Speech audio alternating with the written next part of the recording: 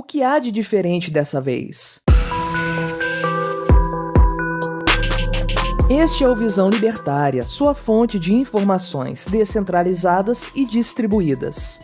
Este artigo foi sugerido e escrito por Tio Boica, revisado por JJ Liber e narrado por mim, Quintessência. Sendo muito debatida nas redes sociais e fóruns da internet, a nova ordem mundial certamente é uma das mais famosas teorias da conspiração atualmente. Mesmo pessoas que usam a internet casualmente já devem ter lido ou visto alguém comentar sobre o globalismo, que seria uma seita secreta conspirando para subverter nações de todo o mundo em um novo governo de domínio global. Mas a verdade é que ordem mundial não é um termo puramente advindo de teorias da conspiração. Com o passar do tempo na história, nós já passamos por diferentes estruturas de poder, todas em ciclos, sempre com começo, meio e fim. E sempre que terminava uma ordem, logo começava outra. Um exemplo disso é que logo após a Segunda Guerra Mundial, que deixou destruídas as nações que antes eram as grandes potências que imperavam sobre o mundo, França, Alemanha, Itália, Japão e Reino Unido, o globo se reconfigurou em uma nova ordem, mas desta vez bipolar. Era o início da Guerra Fria, em que de um lado estava a União Soviética e do outro os Estados Unidos. A ordem mundial define a hierarquia e o equilíbrio internacional de poder entre os países dominantes, suas áreas de influência política, econômica, diplomática e cultural. Ela sempre esteve em mudança constante e muitas vezes estes ciclos de poder terminaram em grandes e terríveis guerras, pois como os pistoleiros costumam repetir em filmes clichês de cowboys do Velho Oeste,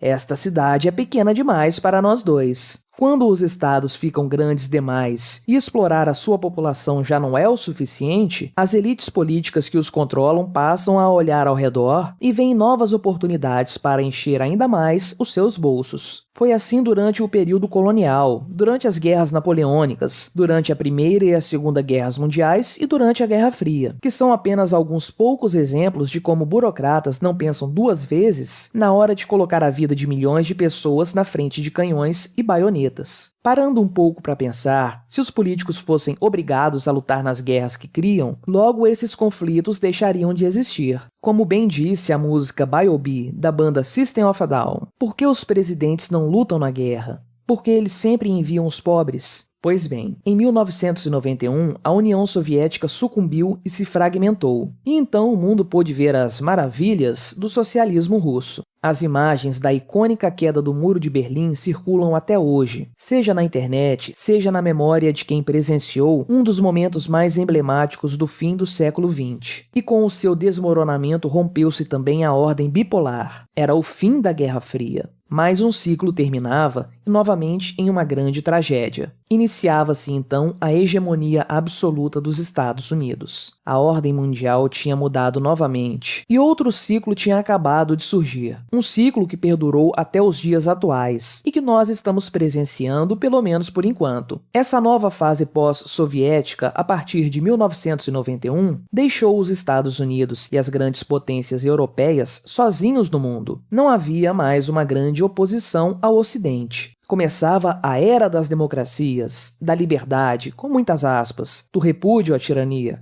do capitalismo e do neoliberalismo. Eles disseram, mas quem estuda um pouco sabe que não foi bem assim. As ditaduras caíram, mas deram lugar a máfias que introduziram sistemas corruptos organizados. A tal liberdade não vale para criticar certas pessoas ou certos movimentos. Já o capitalismo neoliberal de livre mercado, de livre não tem nada, pois essas mesmas máfias construíram uma muralha burocrática que impede as pessoas comuns de fazerem negócios com agilidade, sem falar nos altos impostos. E tudo isso para proteger as empresas daqueles que os mantêm no poder, blindando-os assim de qualquer tipo de concorrência que possa surgir.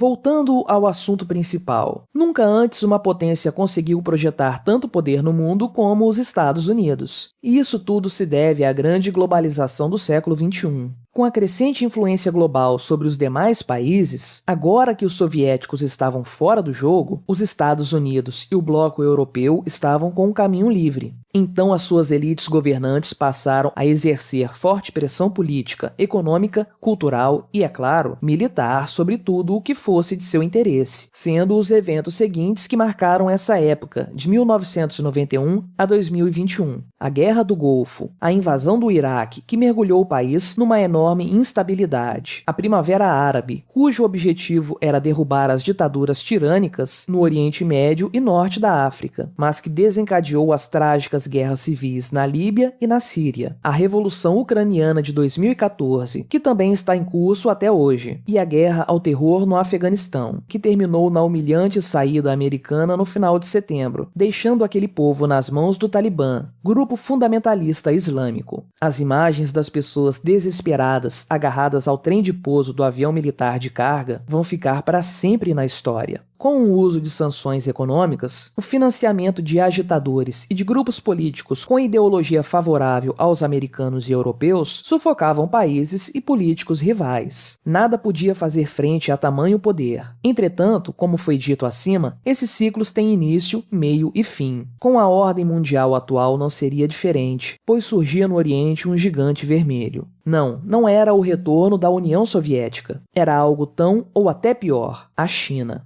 Para as sanções funcionarem, é necessário um amplo controle sobre o mercado internacional, pois senão o país-alvo vai simplesmente negociar com o vizinho. E foi justamente o que aconteceu quando a China anunciou um investimento de 400 bilhões de dólares no Irã em troca de petróleo no início de 2021. Desde as reformas que abriram o mercado chinês ao mundo, iniciadas por Deng Xiaoping, o país asiático viu taxas de crescimento anuais altíssimas. Tudo isso muito devido à abundante oferta de mão de obra barata, o que atraiu a atenção de empresas do mundo todo. Assim, o Oriente se tornou o grande eixo industrial global. Vietnã, Índia, Indonésia, Malásia e tantos outros seguiram o mesmo caminho. Países muito populosos e com uma grande parcela da população na extrema pobreza se tornaram o destino das linhas de produção dos mais variados produtos que encontramos no mercado hoje, desde produtos plásticos simples a sofisticadas peças de eletrônicos. Mas o que poderia dar errado? Quando as conversas com o Partido Comunista Chinês se iniciaram em 1971, na então gestão do presidente americano Richard Nixon, não se imaginava as consequências que esse movimento iria trazer no futuro. Era esperado que, ao ser exposto ao capitalismo, o comunismo chinês iria se dissolver. Mas isso nunca aconteceu. Sim, a China é atualmente a segunda maior economia do mundo, mas o PCC não demonstra que vai deixar o poder naquele país tão cedo. Muito pelo contrário, o que foi visto nos últimos anos foi a intensificação da repressão a qualquer oposição, com Xi Jinping mandando prender políticos e grandes empresários opositores, sendo o sumiço de Jack Ma, presidente executivo do Alibaba, o mais emblemático deles. Isso sem falar na violenta tomada de Hong Kong, que até então tinha certa independência, e nas ameaças de invadir Taiwan.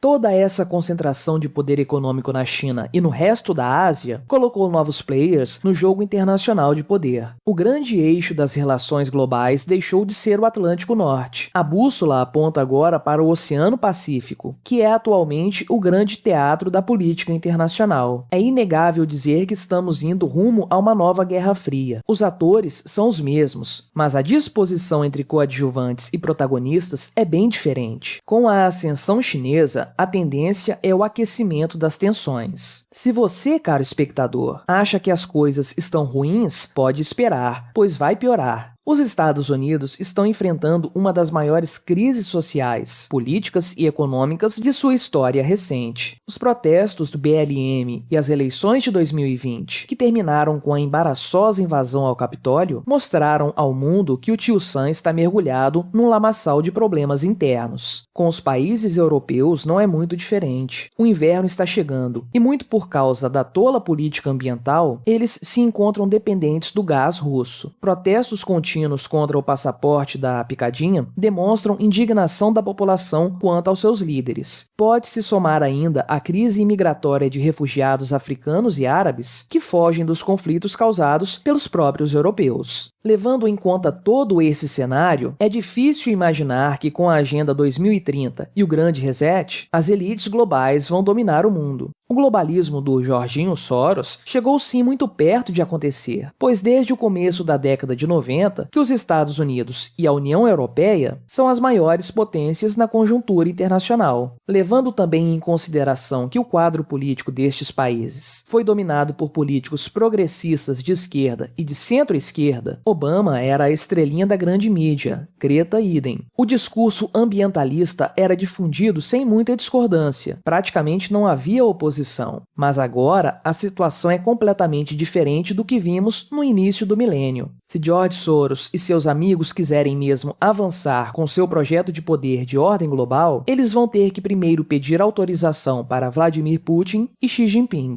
A ordem mundial atual que estamos presenciando está se dissolvendo. Ela faz parte de um ciclo que foi costurado na hegemonia americana do período pós-soviético, em que a Rússia estava em completo caos e a China ainda não mostrava suas garras. O fato é que agora a Marinha Chinesa já opera mais navios que a Marinha dos Estados Unidos, que é a maior potência bélica do mundo atualmente. Eles ainda estão muito longe de se equiparar ao poderio dos imponentes porta-aviões da Marinha Americana, mas logo poderão se equiparar levando em consideração a velocidade e o empenho dos estaleiros chineses. A situação é tão preocupante que o presidente Joe Biden chegou a oferecer a tecnologia dos submarinos nucleares à Austrália, um movimento inédito na história, que mostra o nível das tensões. Deng Xiaoping tinha como lema: esconda a sua força e aguarde sua vez. Se a vez da China está por vir, isso só o tempo vai dizer. O Partido Comunista Chinês quer a China como potência mundial hegemônica até 2050, o que atrapalha os planos globalistas. Estamos no limiar de uma nova era, numa briga entre governos do Oriente e do Ocidente. Entretanto, desta vez, graças à descentralização da informação e principalmente da moeda, graças ao Bitcoin, o indivíduo tem como fugir de toda essa opressão. Obrigado por sua audiência. Se você gostou deste vídeo, clique no ícone de curtir abaixo e compartilhe o vídeo em suas redes sociais. Se você deseja ser notificado de outros vídeos, clique em se inscrever e depois no ícone da campainha. Até a próxima!